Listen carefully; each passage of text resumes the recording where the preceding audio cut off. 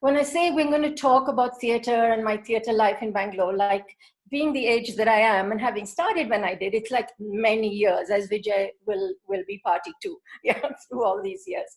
But yes, it is interesting, and I think most people don't know that both Jagdish, my husband, and myself have been part of BLT. What I thought I'd do was maybe just give you a little bit of my personal journey, personal little background, and those of you who are here who do know that, just listen in anyway. So the thing is that I grew, oh, by the way, I wanted to do this, give this journey, because I know that Chatupa was keen that we should discuss, and I think it's important for us to look at what we mean when we talk about amateur theatre and going into professional theatre, and how viable is this really. So before I kind of go into that, I'll just give you my kind of journey. I'm a Bengali. I was born in Kolkata, but I left when I was 5, and I grew up in the UK. So I grew up, I come from a whole medical family, right? My father was a doctor, everybody in the family, or uncles, aunts, everybody were doctors. So you can imagine that there I was in UK, growing up in the 60s, at a time actually when repertory theatre in the UK was really beginning to become so vibrant, you know, so there was theatre happening all over the country, in all the cities.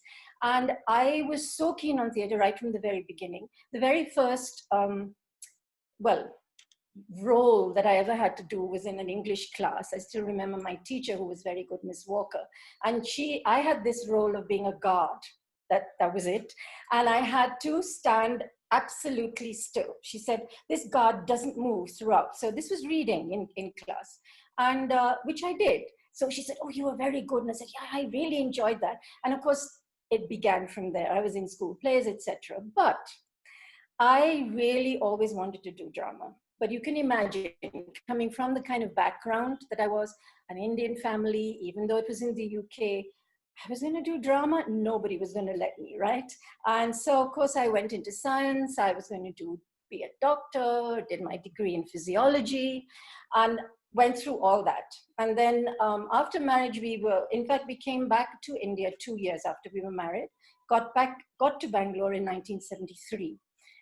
Never having set foot in the city. I think you can only do something like that when you're very young.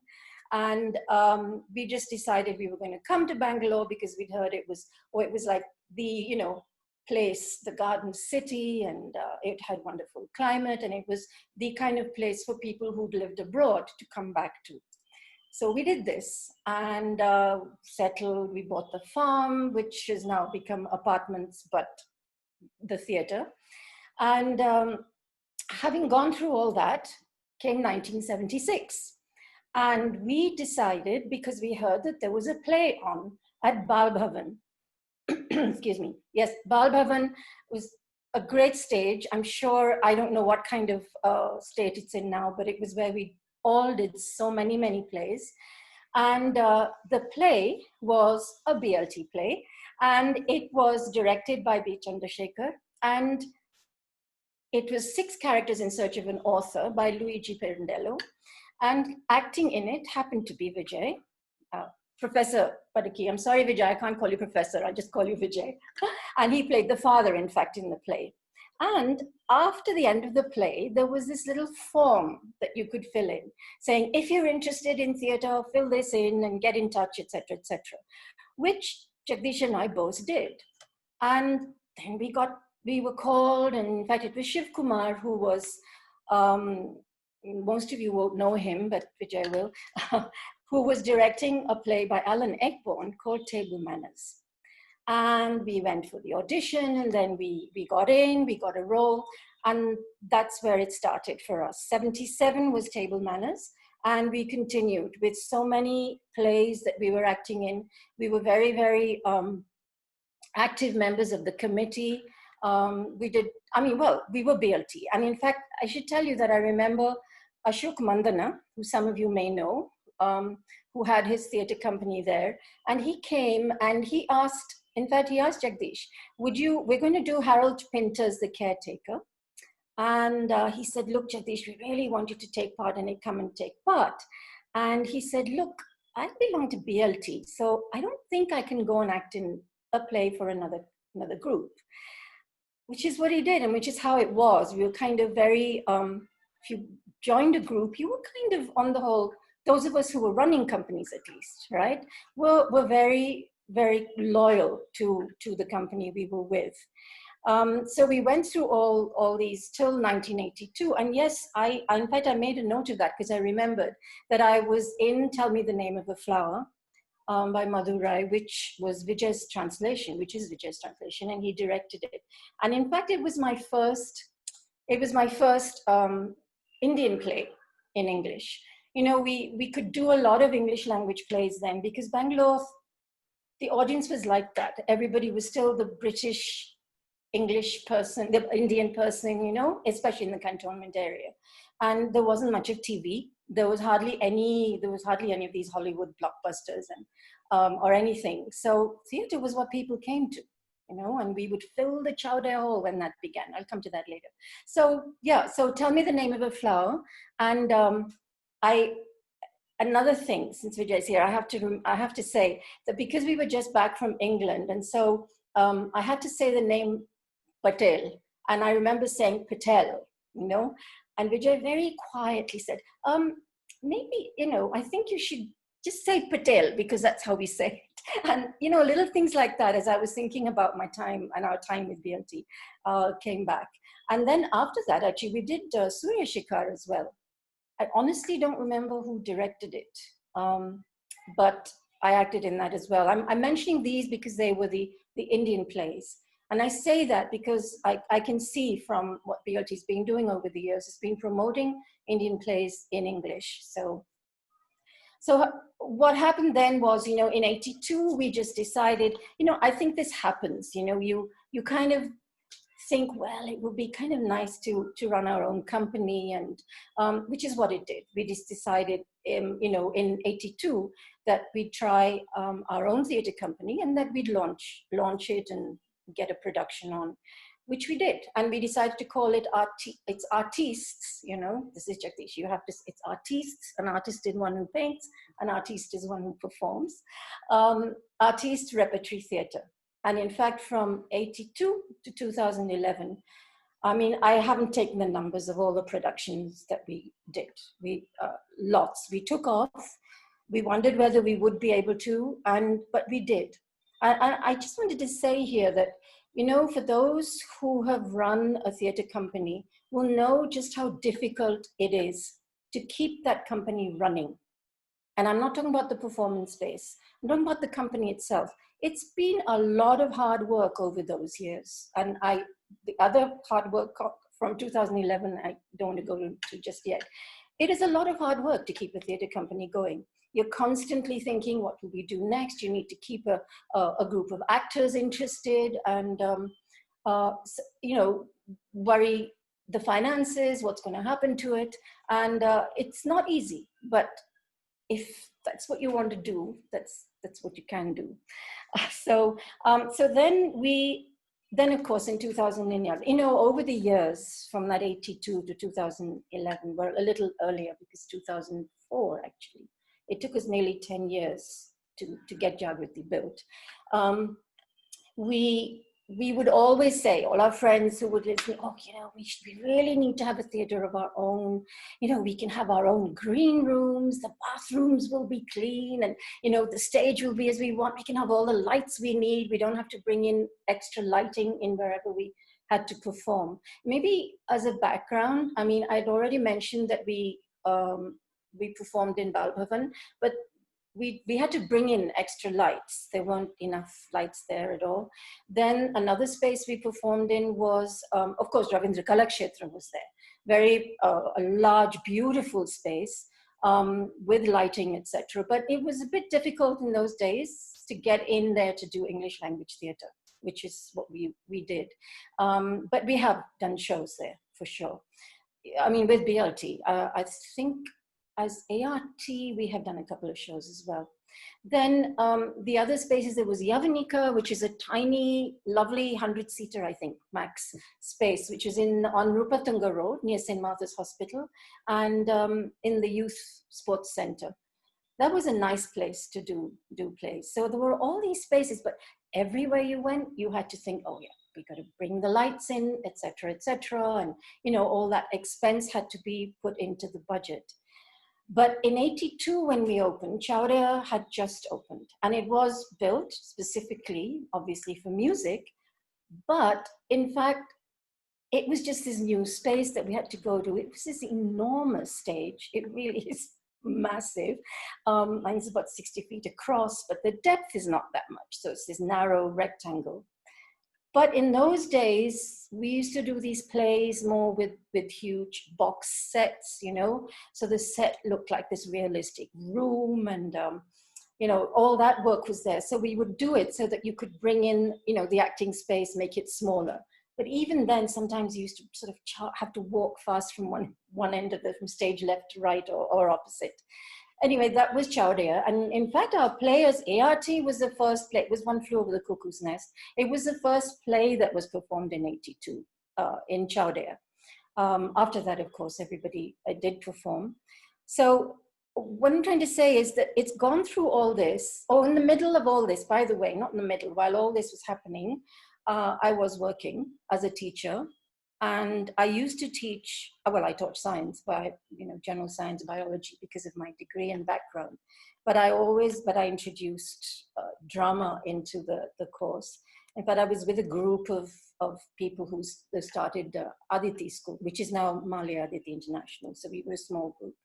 So I found that one thing I just wanted to say, that I find that my scientific background and my teaching, etc., has really fed into my theatrical experience.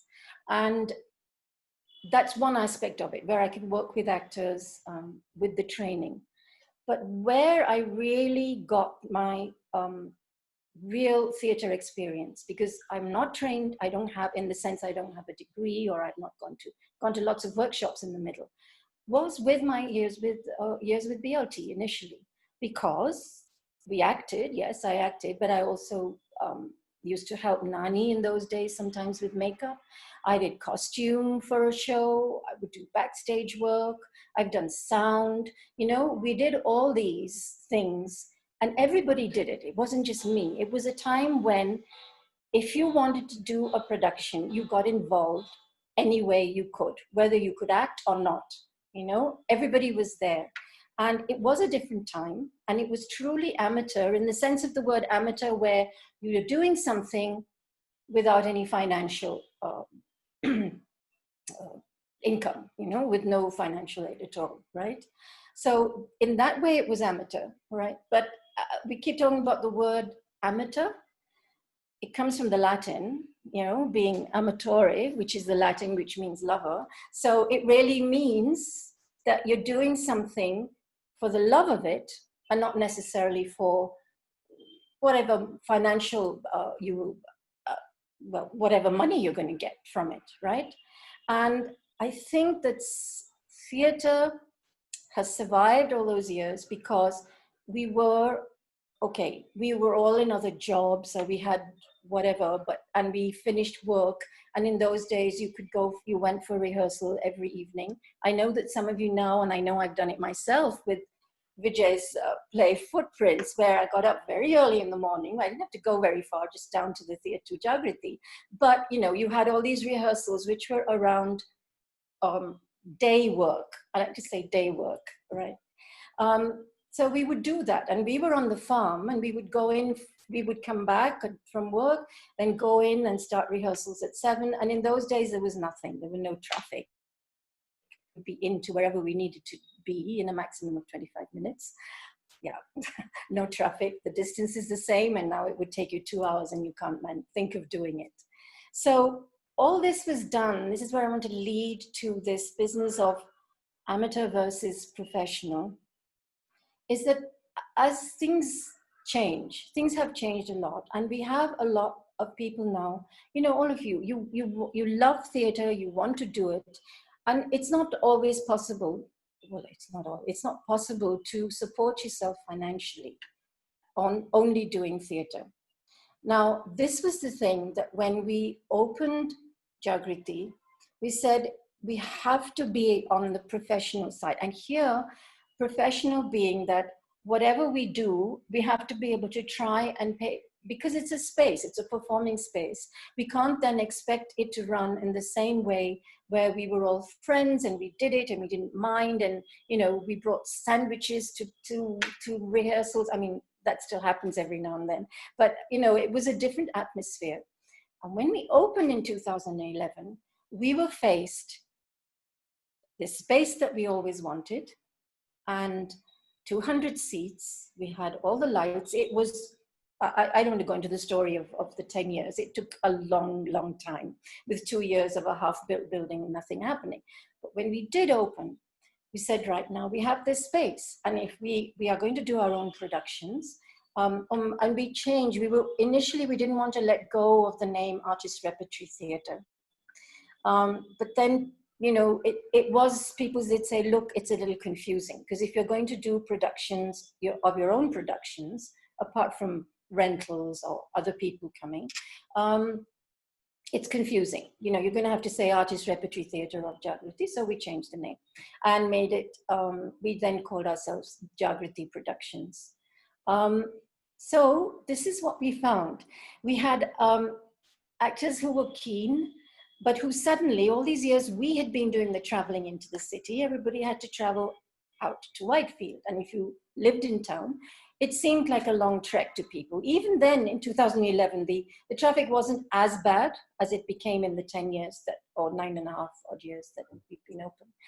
But immediately, we were given, faced with a question, sorry, we need to ask, but I mean, will we be paid, right? Now, this then became a question that we had to look at. And we had to say, right, we have people who are willing to come, who want to give up their time. And what we wanted to do was to say, look, if this is like, we need to have full-time actors. So that means we have to rehearse during the week. We'll rehearse, say, 10:30 to 5:30, and that'll be like people, like professional theater abroad would work. And, we will, this is what we want to do. And of course, we were faced with problems, because we don't have we don't have professional actors. We don't have an actor's equity. Nobody's going to be able to make money, and we certainly can't pay the kind of money that you might be paid in a job. So having been faced with that, we said, okay, we're going to have to look at this. And of course, we went through a whole thing of how much we could pay, which over the 9.5 years, it's going to be 10 years in January, it's changed. The amounts have changed. The composition, the way we pay it has changed. But this shows, and I totally agree. I think if you're going to come and you're going to give up your time, yep, maybe you do need, because we're different. See, it's different for BLT. You're a community theater, you still remain amateur and are continuing and have continued for 60 odd years to be in the amateur mode where you're not paying actors or backstage people or anything. That's great. But the minute that we opened, because we did it with ART, we didn't pay people anything. Everybody just came. The minute we opened the space, and then that becomes a different thing. And it's true. We said, look, we can't just remain amateur in that aspect. So we have to look at it. So yeah, we looked at models, and now I really feel, it's a different thing in terms of we do need to do this for actors who will come to Jagriti. Now, having taken that, am I going on too much, Shatrupa? When do you want me to stop? I'm ready for questions anytime. Ma'am, please go on. I mean, whenever you think you're done. I mean, we just... I can go on and on. But anyway, okay, let me just think a little bit. I would just say that please take your time. It is lovely listening to you, lovely listening to the story. So you have time, so don't worry about it. Okay. So the thing with this amateur and professional, the thing is, people ask us, everybody will say there'll be some problem. Oh God, do you think theaters, now we have a big problem. And we have the perennial question, you think theater is going to die? Is this the end of it? Theater's been going to die for thousands of years, right? It never does. It never does, because the format may change, the way we do it, the content, what we perform may be different, but it won't die, right? And that's because whether you earn money in it or not, theater is a passion for anybody who takes place in it. If it's not a passion, honestly, I think you just won't want to give your time, yeah, to it, whether you get the money or not. The money is not relevant at that time. And this passion, this love of it, so you might say, is what the amateur side of it is. You do it for the pure passion and the love of it, right? When you get to professional, there are so many meanings of these two words, actually. I mean, professional could be that, yeah, you're an engineer or you're a doctor or whatever, or lawyer, all the professions that one is supposed to be and not be in the arts. I think that you could say that professional then, in terms of when we talk about theatre, I'd like to use the term, I've gone through about we need money, etc. Just leaving that aside, if we use the term or the meaning of the word professional as someone who is competent and good at what they do, that they approach what they're doing with an overall picture of what they're doing. What are all the various inputs that have to be taken in to make this activity that they're doing be absolutely the best that they can? See, that's professional for me. And I think that's what is really necessary for theatre. When we worked earlier, our theatre was always script-based. And I know that there's a tendency to use, not tendency, but there's a lot of a phrase that is used now, it's text-based theatre or it's physical theatre or whatever. I don't like, the word text is a very static word, right? A script is not static. It's dialogue, even a monologue, you're talking to somebody, right? There is no way that it's, or a soliloquy, you're talking to yourself. So the point is, it's always a conversation between however many people you want to say. So it's not text, it's dialogue. And that's how one has to approach a script. And I think that without this kind of exposure to working with a script, whether it's a classic play or a classical play or a more modern play that's been written, whatever the form, read Theatre of the Absurd, to just get an idea of how zany theatre can be when, or a script can be. You need to read scripts. And I think that's what's happening now in our inability to be able to read great lengths of text. People, I think, feel, oh my God, you open a script. There's a lot of words here. Oh God, there are all these lines. Oh, how do we approach this? And so I think that's why there is a tendency now, and I think it's because of basically language, to move away from looking at scripts to working with scripts generally. And this I'm saying from our experience with working in Jagriti over the last 9 years. There is a lot of devised work happening, which is great. It's fine. But at the end of it, somebody has to have a vision and put that together, whether it's into a script that you finally come to through the actors and workshops, and you finally decide on a script. So you need a playwright or somebody to write that script for you. And then you need one director who will have their vision of, of actually how they think this play will be done. Yeah. So, but when you come to devised work, then you don't have that background of looking at how conversations go from various scripts. And often I think there's a feeling that, well, it's not as creative. But for me, and this is something I feel strongly about, so I'm telling you all of to you now, is that it's one of the toughest things to do, to actually take a script, look at it, make it come alive with characters that are believable using the dialogue. A playwright has written this, sitting in their room maybe, or wherever they have. Sorry, may I just ask, yes, is it Jayashree? Could you just switch the video off? It's just that you are very, sorry, just I'm not sure. It's okay. It's just that I can see it. It doesn't matter. It's all right. Yeah. So when you get the script, yes, a playwright has written this. and they've sat in whatever is their creative space and they've written it. But they've seen these characters, they can hear them talking, they can maybe see them moving even, although the modern scripts have very, very little stage direction. If you compare them to, say, an Ibsen or some of the more classical playwrights, there'll be one whole page of stage direction first, and then you'll get to what the people have to say. But looking at those words, right, you know that it's a conversation, and to work from that, because you cannot change the words of the playwright. It's something that is so easy to do, and I have been asked it very often by actors who I'm directing. Oh, but you know, can I just change this? It doesn't sound right.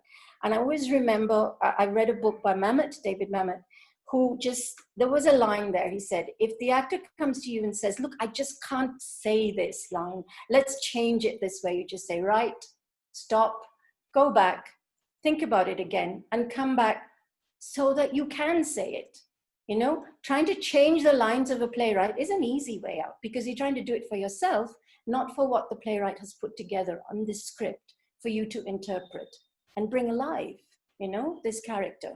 It is more difficult, I think, because you have to keep away from wanting to give a personal twist to the words. You have to go through that script analysis. What exactly is happening? Who are these characters? You know, what are they saying? Why are they saying this? And to me, that's the most wonderful process. That's what I love about theatre. And somebody years ago asked me, oh, which do you prefer? Do you prefer acting or do you prefer directing? I hadn't directed a lot in those days, and I still really loved acting. But now if anybody were to ask me, I would say I actually prefer directing. May also have to do a lot with having to learn lines, you know, which isn't so easy these days. Which anybody, as you grow older, you will realize it is tougher. So I think I've kind of given a background and felt, I mean, I'm not sure whether I could give more background. Do you think, Shatrupa? I mean, what I'd love is to be able to make it more interactive now so that I could answer questions. Do you think? Yes, ma'am. I think we have one question from, but in general, I have a lot of questions. Please do. I kind of feel so, I like interactive sessions. I think I've gone blah blah enough. So we have Padma, and she has posted this question saying that personally, the interest in reading and literature fuels the passion for theatre. Your thoughts and how can, in this digital era and Netflix invasion, do we keep this effort buoyant? Yeah, the buoyancy of what? Reading the literature, you mean, or I'm not quite sure. Padma, if you are there, could you please switch on your video and maybe you can explain the question to ma'am? Oh, sure. Hi, just wanted to check if I'm audible. Yes, you're audible. Please switch on your video. We would like to see you as well, please. It's a weekend. I'm not too sure I want to scare everyone, but all right, no issues. No, but thank you very much for this conversation indeed. I think where I was coming from was around us in this, especially nowadays in the lockdown, we hear a lot of people binge watching, and I personally believe that if we were able to convert this into a love for reading, then I think, as you rightly said, irrespective of the format, irrespective of the length of the scripts, there will be people who will probably be able to fuel maybe another set of passion and involvement when it comes to theatre. So I was just coming from a perspective that how can we do that now? Because I think the time to do this is very much here. And your thoughts on that would really help us, both as a community and otherwise, to probably engage ourselves in this, back in theatre in some way or the other. Yeah, I see what you're saying. And yes, I think it would be great if we could work out a way to get people to read scripts, because I really feel that it gives you a really good background, whether you want to do theatre or not, just to see a different way in which prose can be written. You say prose, there may be something in verse also. But you know, the problem here with the digital, I think that's something I'm sorry, I'll come to that in a minute. I didn't mention about post the lockdown because of the lockdown. But yeah, I think that it could be, we'd have to think about it. I think that play readings might help, but you know, the problem with the digital aspect of it is that unless you can do it and you record it, or you're doing a live, something live, which we're actually thinking and planning of doing on the stage itself. It's difficult because, as one person speaks, another person speaks, and the video goes from one to the other. And the ones I've watched, however good the readers may be, it kind of doesn't carry it on very well. But I don't know, maybe it could be that you could have a separate sort of like a webinar thing where you're looking at a particular play or some scripts. So, Padma, I kind of think that's the only way. The problem is that the digital format really does not help live theatre. It really doesn't. I know that we're all thinking of ways of getting around it, and we have to, which is why, in fact, the thing about the lockdown, if I may just digress, sorry, from this, Padma, did that kind of answer your question? I'm not sure how else one can do it in the digital age, we could try. No, it did, because I'm just thinking that hearing and probably the first of the many such conversations, I'm just thinking that how can we really do this? And I think your thoughts have been very valuable. Thank you for that. Okay, good. Thank you. Yeah. I just wanted to add this, which of course I didn't in this. The two things, of course, having opened the theatre, and now since March, the middle of March 17th actually, the theatre has been what we call dark. It's been closed. We live right next door, so we go there and we walk past, and I can't believe that it's just sitting there. After all that thing of trying to get it going, it's just sitting there. So even though the thing with all of us with theatres, and there's a difference here now. One thing I just wanted to say, that there is a difference. I know that the problems that performers face is one thing, that they can't go out and work and find the work because there is nowhere to go for it. The added thing for us with the space is simply that it's just this building that's sitting there with all this and we have paid. We can't say we can't pay you. So zero income, and we're, all this money is going out for salaries. Not that they're not trying to do things. We've opened the office a couple of days. But the problem here is, and this is where it's going to affect everybody, performers and everyone alike, is that as a space, even when we open, whether it's Ranga Shankara, ourselves, or anywhere else, the future is pretty bleak in many ways in terms of how we're going to open. So say we get all our SOPs in place, the places, we can make people feel comfortable, and they feel that they can come to the space because they feel that we've taken care of all the problems of sanitation, etc., etc. The point is that we will then have to seat them separately. So in a 200 seat, like a circular space that Jagriti is, we'd be lucky, okay, if we're allowed 50 people, yes. If not, it's going to have to be less, because with the social distancing, etc. So if we have out of that only say 20 to 30 people as audience, we are going to have to do more shows. The more shows, while the production costs will go down, the other costs will not. Terms of actors, whatever we're paying for, or the lighting, electricity, So what I'm trying to say is that even as performers, when they go, and then of course, the performers on stage cannot be wearing masks, even though we do. So we're going to have to think of things that can be done with not too much of, a bit more social distancing, and, social distancing of actors, because they can't wear masks from the audience sitting. And it's a big problem, because you have one person after we open who is test positive. That person may have got it from somewhere else, we don't know. But then we shut down again, because it could be that it was from Jagriti. So I'm just telling you about all this, because these are the actual practical problems.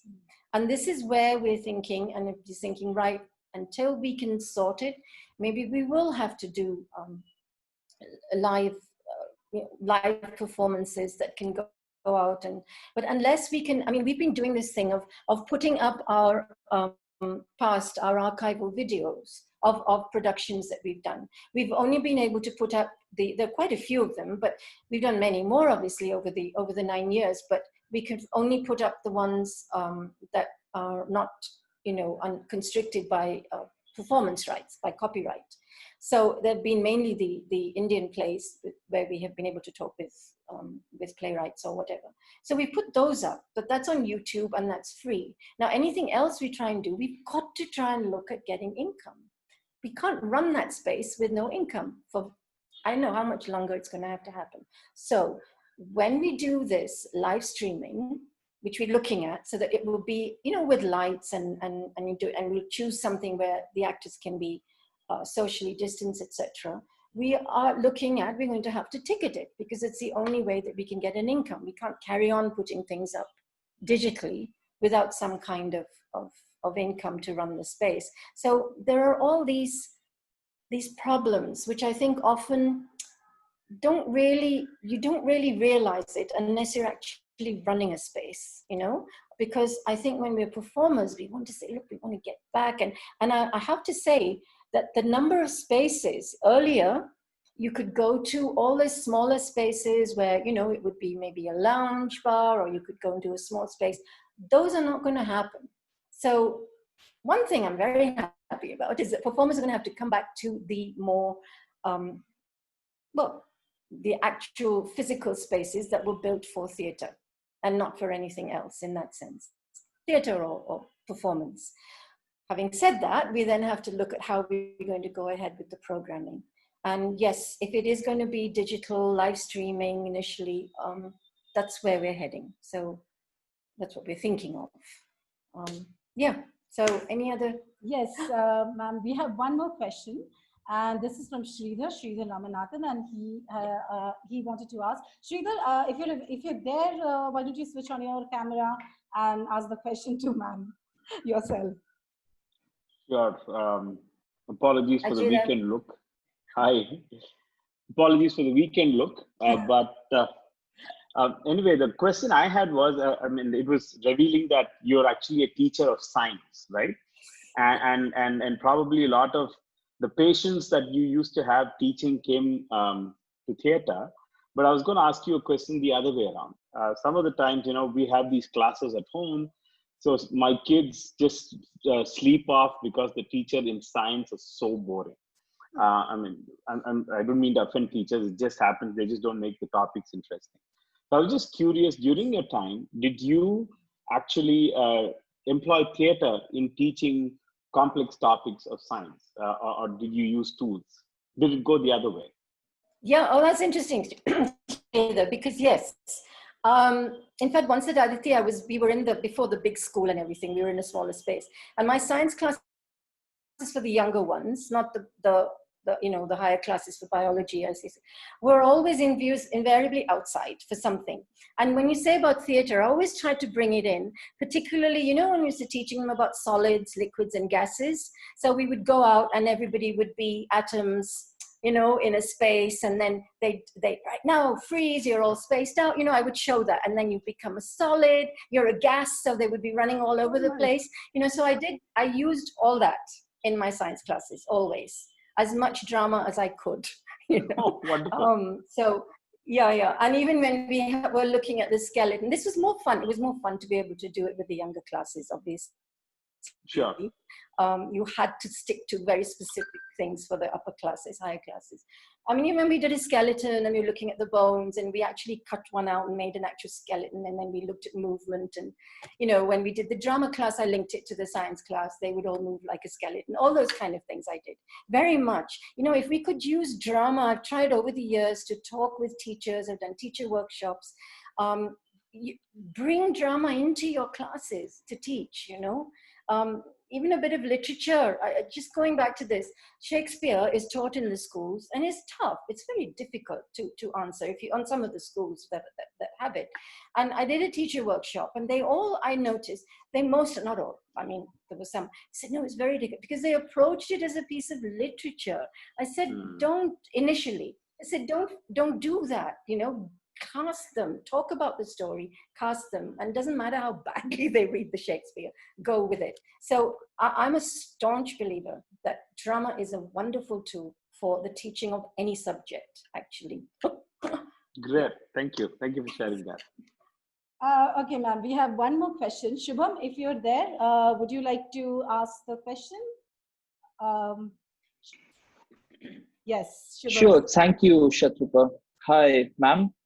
It was Hi. really nice listening to you. So there were two questions which are actually kind of related, but I had, uh, given the circumstances that we have because of COVID also.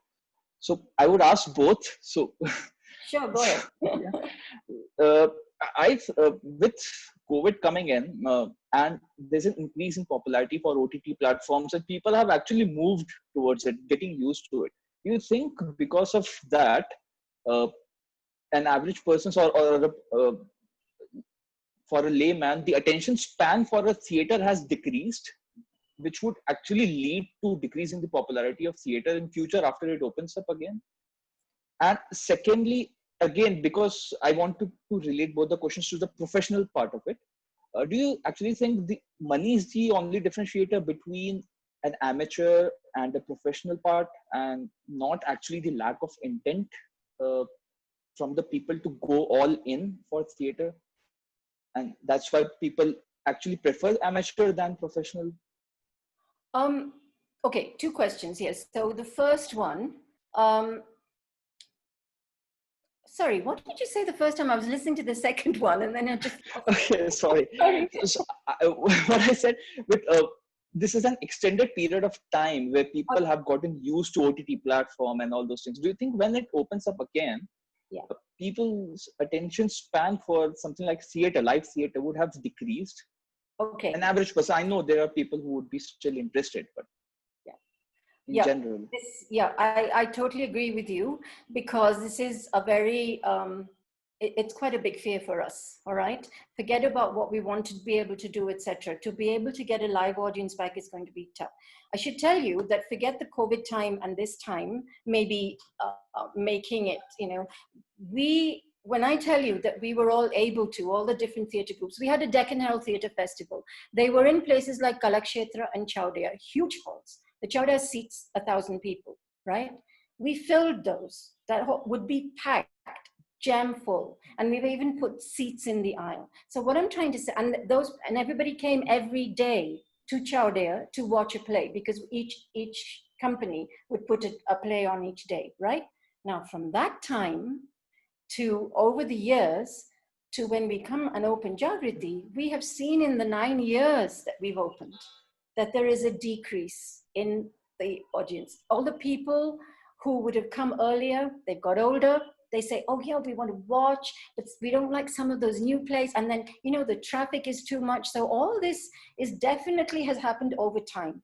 And yes, we do know that to get people back, it is going to be a problem. Some people say that maybe, everybody's been sitting at home staring at a screen, whether it's a computer screen or the mobile or the TV, watching everything. They might be happy to come out, and watch a live theatre, which we're hoping is what will be the case, which will depend then on what kind of work we're going to start with. We have to lure people back, somehow. It doesn't necessarily have to be a silly farce or a bedroom comedy, but something that's going to pull people out. It's going to be a problem for sure. Yeah. The second one,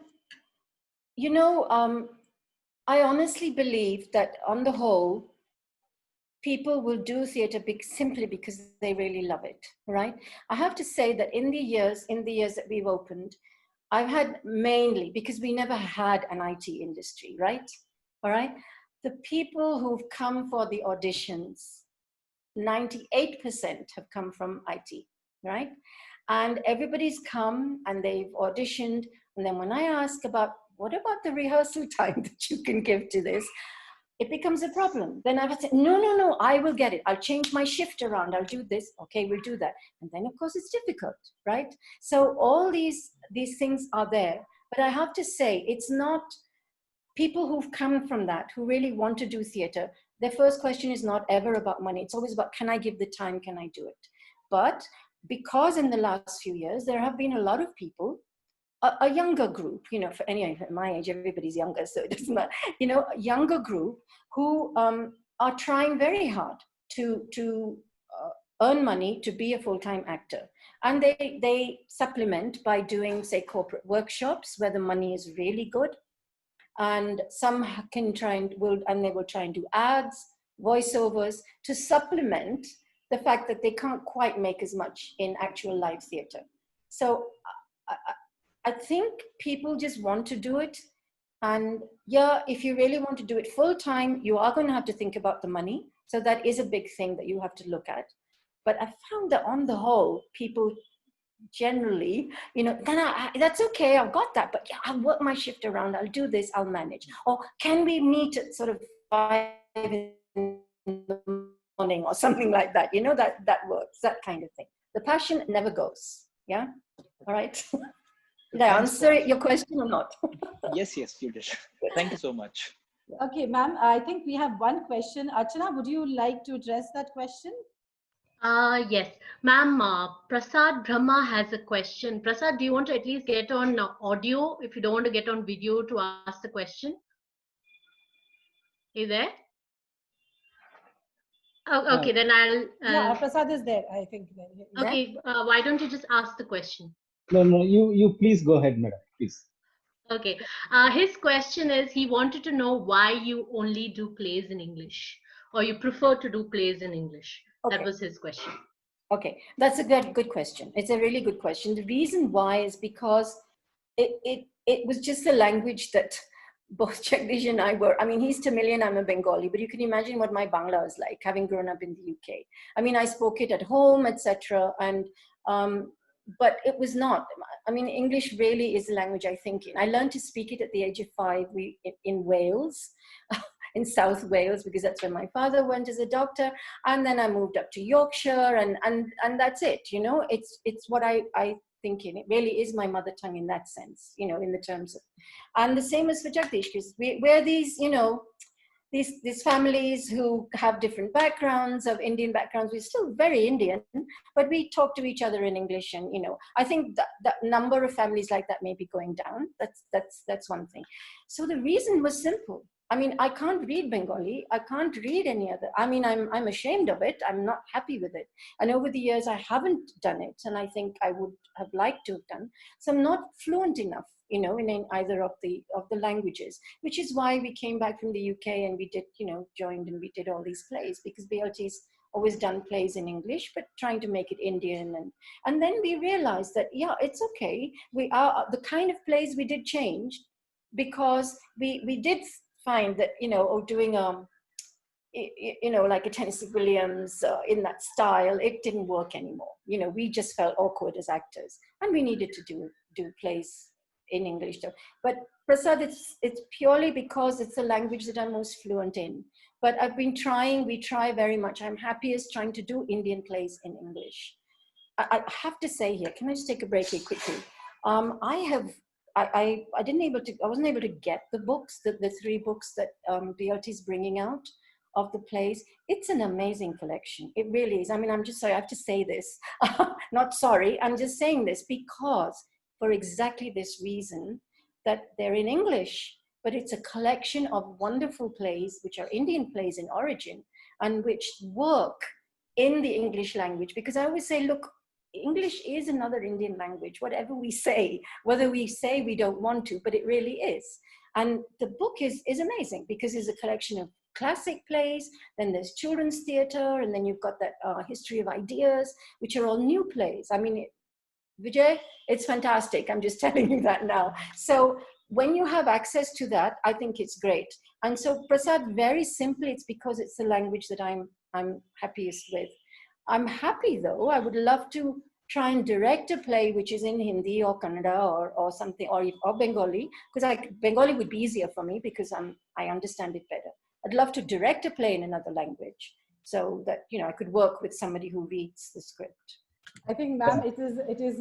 I think I can say that even people who are from Kolkata are losing Bangla touch. So it's. I think we can totally understand. But, okay, ma'am, I have Gayatri Alamsetti who raised her hand. Gayatri, if you can, please, Gayatri, go ahead.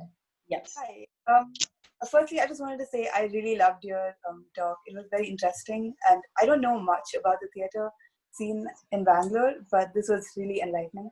I was if you've ever worked with musical theatre specifically, and if so, what do you think would be like the crucial difference in direction of musicals versus plays, aside from, of course, basic understanding of music? And good question. I have been asked. Yeah, I've used a lot of music with, especially in when you do an Indian play. You know, you get the music done, and it's part of it. It's not a musical. I've only done one musical in my life, and that was West Side Story many years ago, because it was just a movie that I loved, and a musical, and I really wanted to do it. And it was great. I loved it because it brought in a whole different facet in my whole directorial thinking to something that I've never done before. But of course, I don't have the musical ability for it. But then in a good production, you need to get other people. Like I've always tried, right? If I need good music, I would get a music director. And the music was handled by other, they all sang. We got like, you know, I knew that we couldn't do it well with a live orchestra, although Bangalore has wonderful Western music and has good orchestras. But the music in West Side Story is very operatic and very, and I thought like, that's going to be like double the thing. So what I did was I managed to get a -1 legally for it. And all the actors sang live, right, on stage to that. It was a nightmare for Luis Pinto, who was the musical director. So what happened there was, we had the music, you know, the singing separate, then we had dancing. So I had Lud Vijay, who was the dance director. So the cast would really worked hard. And this is how they should be. They went for singing rehearsals, then they went for dancing rehearsals, and they came to me to put it all together, you know, the dialogue and things like that. It was a wonderful experience, and I love it because this is what I like about theater. Theater is teamwork. And when you get people in to do it together like this, it really is magical. So that's that. I have not done a musical since. And all these other musical, you know, the things like West Side Story and all, they're real.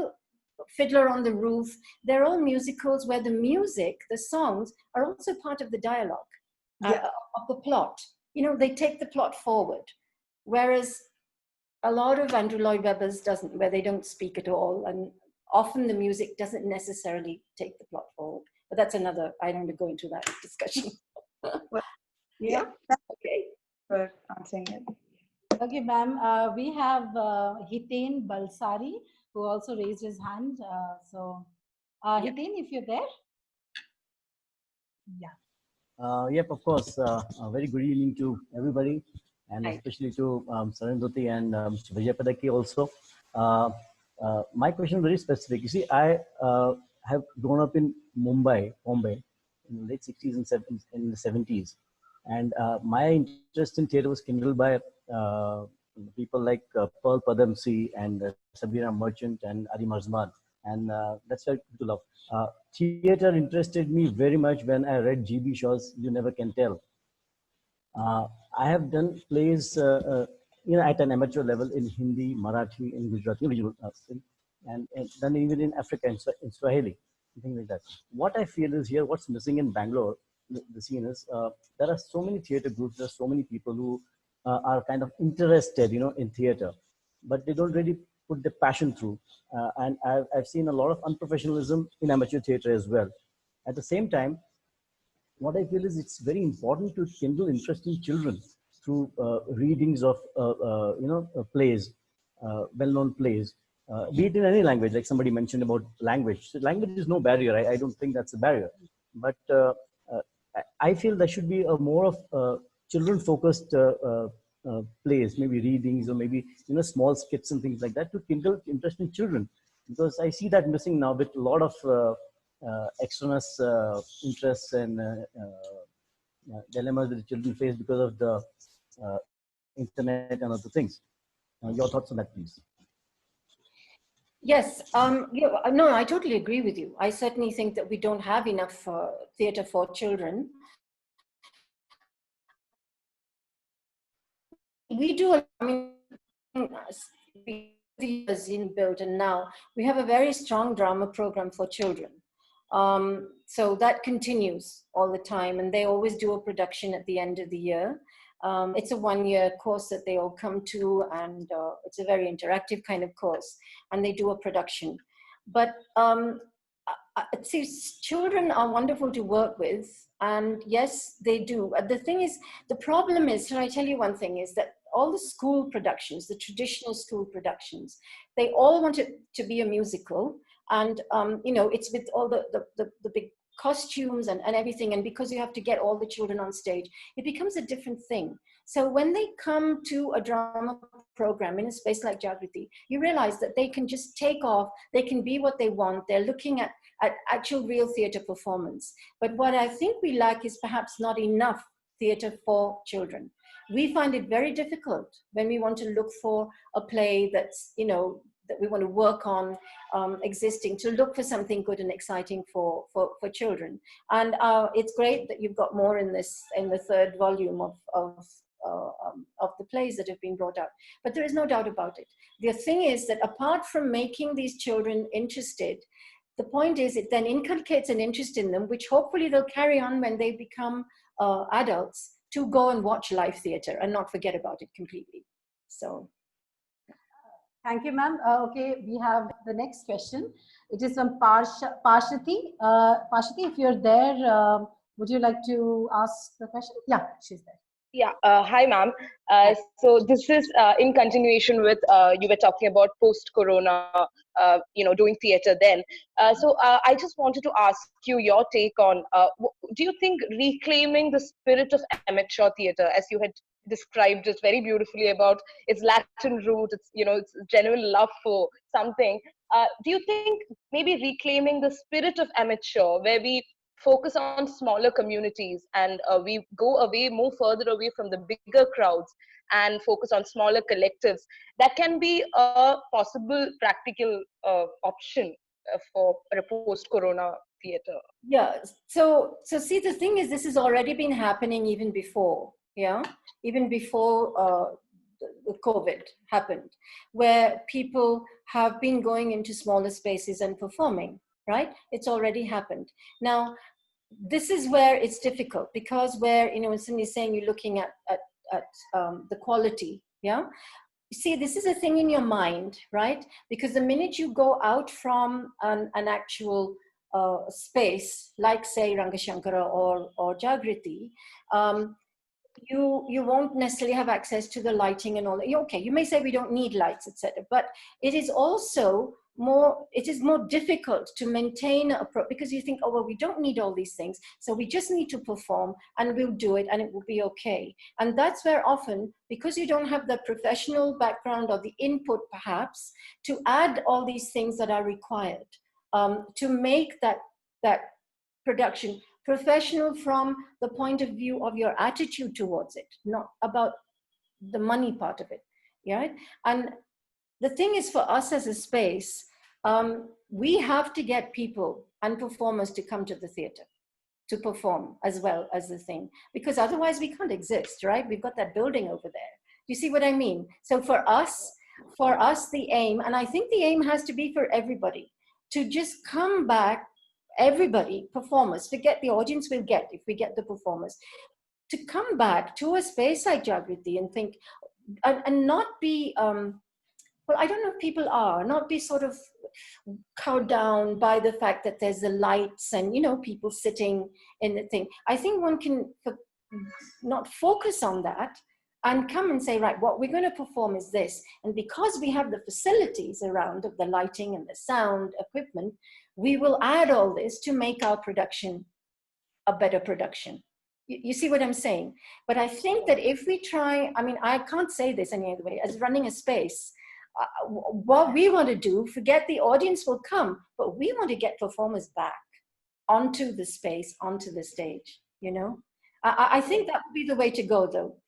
Initially, because I don't think people are going to want to have people necessarily coming to their homes, and it's not the same. It really isn't the same. And however good you may be in your acting, that professional aspect, and not from the money side. All right, okay. You see what I mean? Yeah, I get the difference between professionals. Come back to the space. Yes. Thank you, ma'am. Okay, ma'am, we have a question. We have this question from Bhavani, who wants me. She wants me to ask you this question. She said that she's really interested to learn and do theatre, but she doesn't know how to start or from where to start or what to do. She has done college plays and she wants to continue it, but she's a nervous young theatre artist who's just trying to know the starting point. She was hoping that if you can help her or say something about her, from where to start, from where to begin. Well, if it wasn't in this situation, we'd say, right, you can come to the theatre and we'll have, workshops or whatever. And BLT anyway has workshops. This nervousness, I think, is just, it's difficult, I know. The thing is, people ask me, oh, you've been on stage so often and that thing. I'm sure you don't get nervous. The day I lose nervousness, or anybody lose nervous, that's the end. Don't bother to go on stage. You have to be nervous. So I'm sorry, I didn't catch your name. Her name is Bhavani. Okay, Bhavani, you have to be nervous whether you go on or not. But the point is to be able to get to that place where you're nervous, but when you start and you maybe taking on this character or you're doing something else, you forget everything because you're immersed in the actual activity at that time, Everybody who performs will be nervous, and you must not lose that. Right now, in these times of not cholera, I was going to say, in the times of COVID, I can't offer anything right now because we've tried to do some active classes with our kids. I mean, our kids now, we run our classes online, but doing drama classes online is a bit tough, especially with little ones. You can't get movement. So all I can say is keep the interest going. Read plays in any language, read about theatre. There's lots of stuff that you can find on the net about background and, and if you want to ask questions anytime, email. You're welcome. Okay, I think now I have the chance. So I think we're almost coming to an end. So I'm just going to pose two questions. Sure. And this is basically something that you said, that how your scientific background and teaching actually filled you in your own understanding of theatre. So I was hoping if you could elaborate a bit, because I know for a fact, like me, I am also not trained in theatre, but what I have been gaining is experience by working with different people, observing their process, observing their craft, and to a certain extent also, I also put my academics in theatre, the practices of my academics in theatre. So I was wondering that if you can elaborate a bit on this, then I'll go to the second point.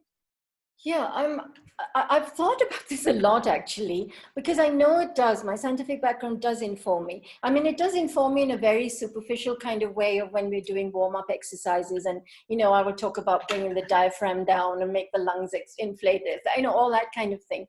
But I think it's also the more of thinking, like I think in bullet forms.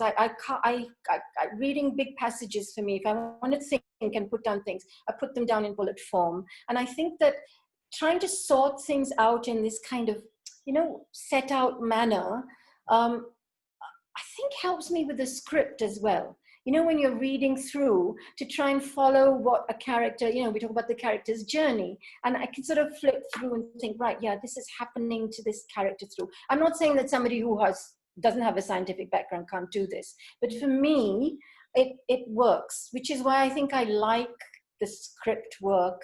I have the stuff there to work from and take off from there, right? I think it's just a process that I have in my head of how I approach various aspects. I can't really say more about that. I don't know how else to say, yeah. Nothing. Okay. And the next question, I was wondering, because you have been part of the Bangalore theatre circuit for so long, how would you describe the evolution of theatre in the current times? Like what it was and what it is today? Like if you have to say, what would be your yeah. Okay, so I mean, I can talk basically about English language, but I know that the Kannada theatre in the 60s, 70s was going through quite a revolution of different kinds of plays coming up. And, you know, the other thing was that for us, you know, we didn't have access to a lot of plays. We only had access to, say, Girish Karnad's plays in English because he wrote in both Kannada and English and did his own translations. It's only recently that a lot of the other Indian plays have started to become translated into English. So the trend, I think it has a lot to do also with the fact that people, it's this time, everything has to happen fast. It takes a lot longer to go through a script and read it and work through it, but it's kind of seems like more fun. For me, that's fun, but more fun to have actors together and devise something because you have more fun with it. And there's less of the words to go through. Yeah, theater has definitely changed. You know, when we did plays, we had done, I mean, when we did Who's Afraid of Virginia Woolf, which is really like a formal 3.5-hour play or something, we managed to edit it down to just a little over 2.5 hours. But people stayed, not just our play. The plays were long, right? So the evolution has also been in the way the writing is done. I remember still when the newer plays came out and they were 90 minutes, right? An hour and a half. Wow, yeah, only 90 minutes, fantastic, you know. It was like, wow, this is a real short play. And now when I talk to people and they say, oh, an hour? You see, so the evolution of the writing has changed as well, but also people's minds. People think, I can't sit and watch something for more than an hour, you know. Of course, we've got them and they've come, but that's where the evolution has been. Everything is now short time. We need it to be fast. And the other thing is also listening. I'll give you one example of this, which I noted. I realized Chowdhury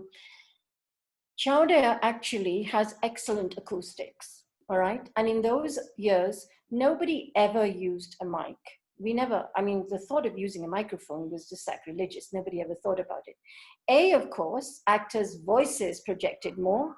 I don't think there is enough training with actors in terms of voice and just stage presence. You have to be natural, but you can't be yourself. You know, that naturalness comes by a stage presence of some kind. And we had no problem being heard, you know, at all. And then I realized that later, when we went back later with a couple of our productions that in Chowdhury, we had to do mics, because I realized not only because actors may not be heard, but people, if they don't hear it loud enough, they don't listen. People cannot listen to something that they have to strain a little bit to hear. And that was a big thing that we realized. And we've been asked in Jagriti, oh, don't you use mics? No, you come, you don't need to. Jagriti is easier. But this is why I'm saying the acoustics are very, very good in Chowdhury. And now we can't do plays without a mic there. Yeah. It's really, you see what I'm trying to say? So it's everything. It's the writing has changed, the acoustic, the attention span has changed. It's all about quick. Do you also see a change in the audience, like the kind of audience who used to watch theater to today who are watching theater? Completely, Shatrupa. It's a complete change. Right. When we first opened, we used to know, say, 85% of the people in the audience, because they were all, you know, had watched us over the years in ART, they were older. And then as they just got older and couldn't come, and yeah, our variety, you know, everything is within your control in terms of quality or the kind of plays you're doing, maybe.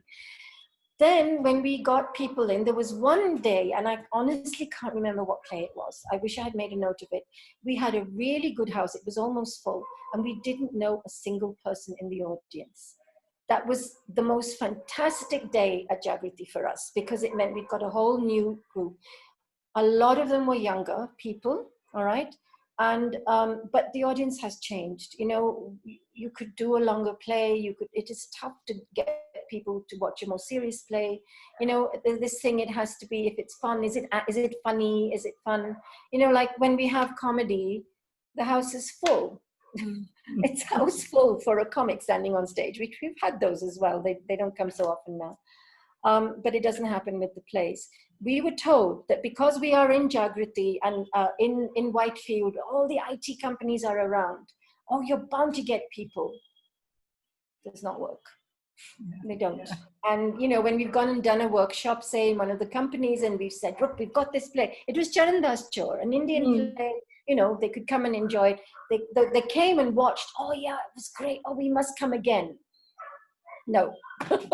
So, yeah, audiences have changed completely. Where we could do a glass menagerie, where I think we've done Pinter, you know, all these kind of plays, these wonderful, wonderful scripts and playwrights. It's tough to be able to do those now. Yeah. Absolutely. Ma'am, we have I missed this question. We have one question from Vijay Sharma. Vijay, if you're there, would you like to switch on your video and ask ma'am the question? I'm not too sure. I think he left. Anyways, yeah, just a second. I'm there. I can't start the video because the host has stopped it. Thank you, Jody. Okay. I am starting it now. So maybe, yeah. No worries, I have asked you to switch on your video now. Hey, good, Runa. Good hearing you. It's been a pleasure. I partially did get the answer to the question that I wanted to ask, and this is about small community and doing plays for them. So the question that I had is, you talked about the auditorium and how it's going to be so difficult to fill up the auditorium, fair enough, post-COVID.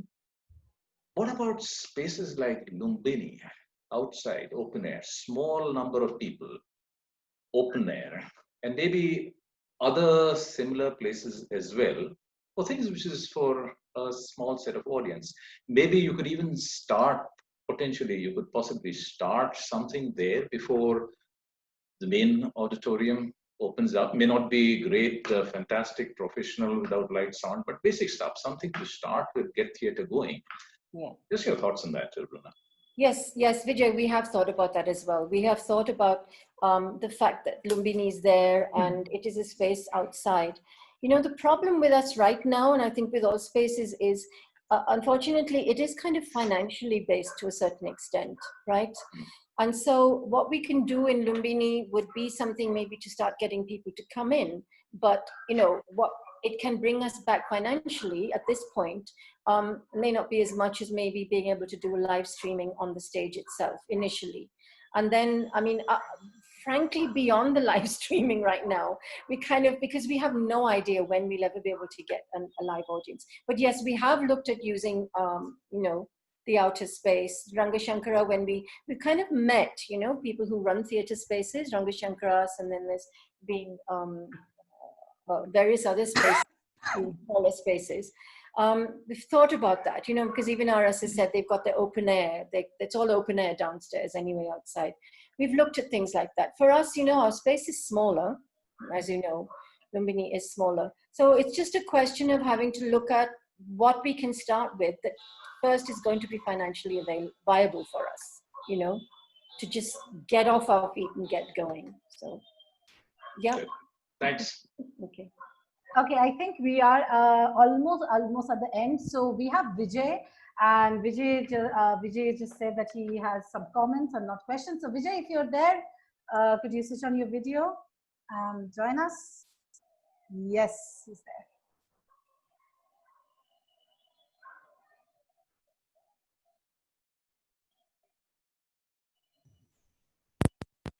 Muted, can you hear me? Yes. Okay. Thanks so much, Runa.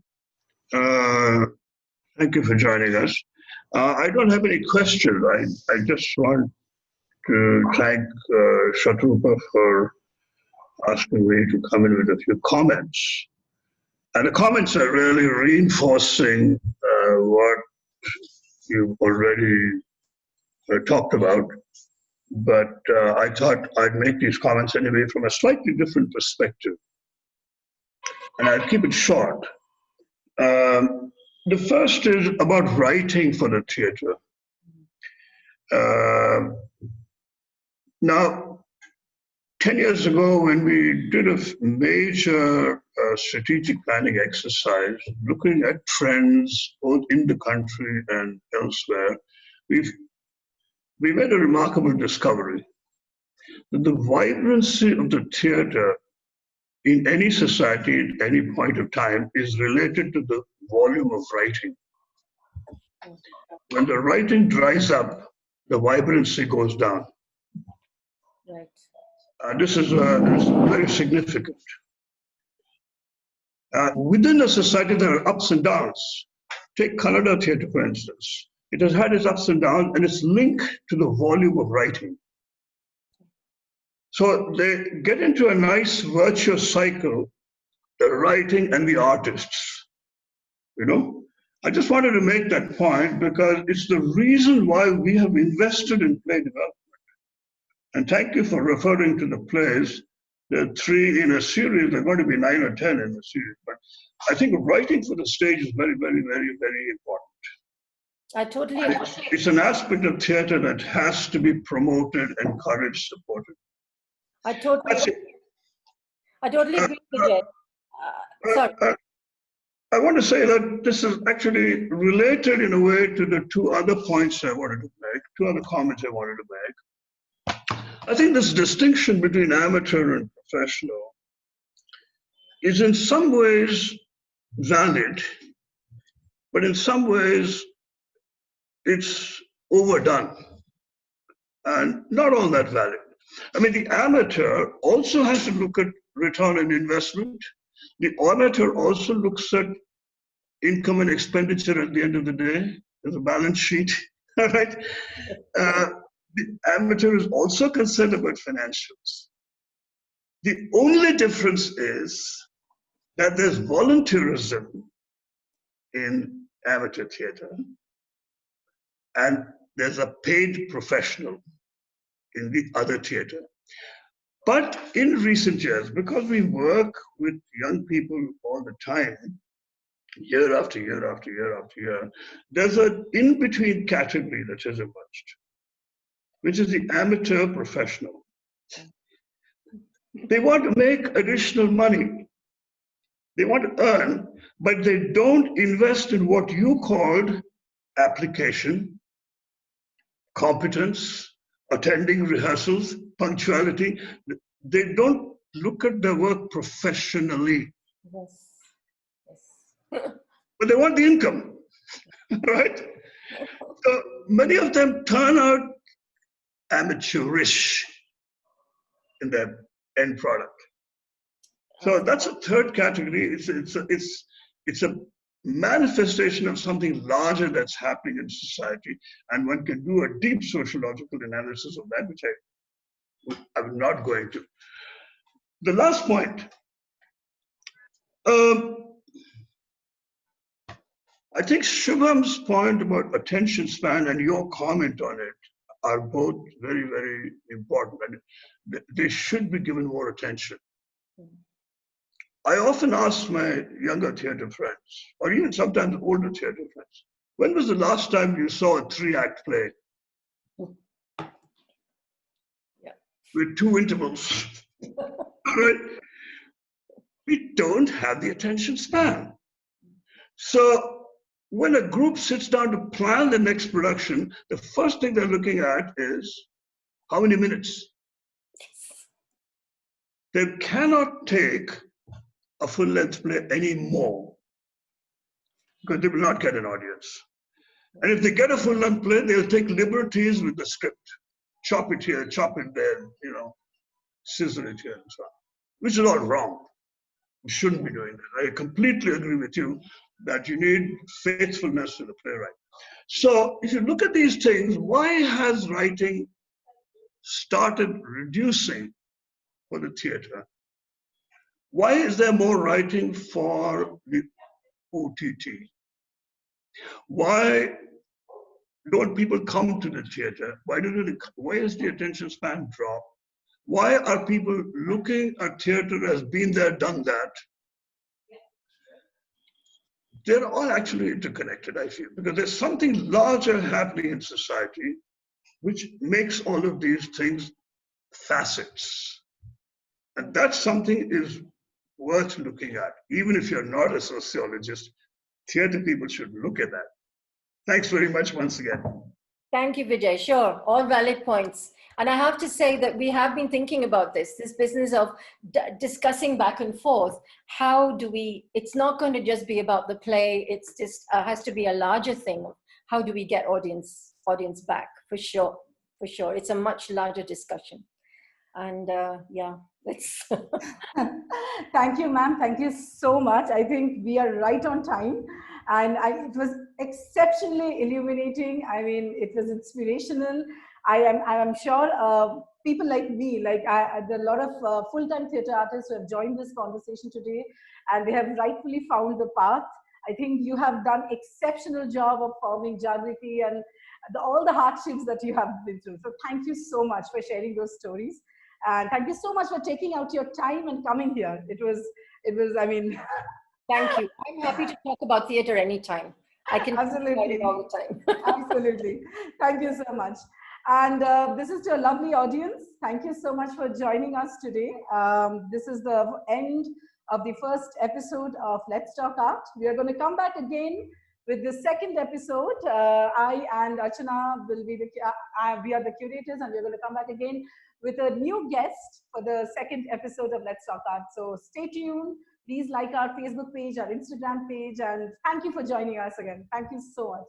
Thank you, ma'am. Thank you. Bye, everybody. Bye, bye, ma'am. Thank you.